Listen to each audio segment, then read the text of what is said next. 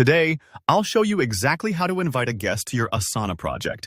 By the time you finish watching, you'll know not just how to share access, but also how to control what your guest can do, making collaboration easy and secure. Let's get started right away. First things first, you want to make sure you're actually inside the Asana project you want someone to join. So, on your computer, log into Asana and navigate over to the project you'd like to share. You can do this by clicking on Projects in the sidebar and choosing the correct one from your list.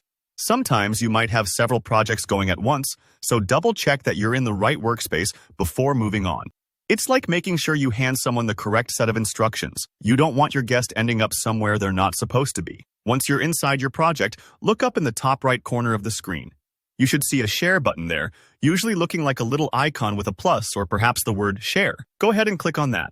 The Share button is your gateway to inviting teammates and external collaborators alike. If you don't see the button, make sure you have proper permissions yourself or try refreshing your page. Sometimes, a quick reload fixes things right up. Now, a pop-up window or sidebar should appear, where you can invite people to join your project. In the field provided, type in your guest's email address. This is the email where Asana will send the invitation, so double-check for typos. If you're inviting a client, vendor, or contractor, make sure you have the correct professional address. You want your invite going to the right person, not getting lost in the wrong inbox. If your guest is totally new to Asana, don't worry. Asana will walk them through creating an account when they click the invite. Here's an important step now. Before you send the invite, you need to set your guest's permission level.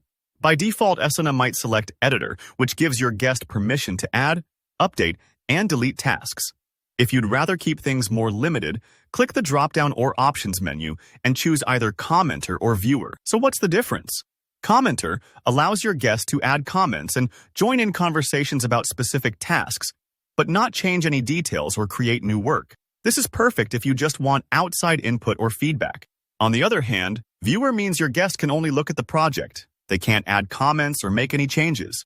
This can be useful for clients who just need to track progress rather than participate directly. Choosing the right permission is a bit like handing someone either a red pen to mark suggestions or just the syllabus to follow along. Think about what your guest really needs. Finally, once you've double-checked the email and selected the permission level that fits, go ahead and click the Invite button. Asana will send out the email, and in just a few moments, your guest should receive an invitation in their inbox. Sometimes, depending on email filters, it might take a minute or two or land in the spam folder. So remind your guest to check thoroughly if they don't see it right away. Once they accept, they'll be able to access your project with the permissions you selected. It's that simple. And there you have it.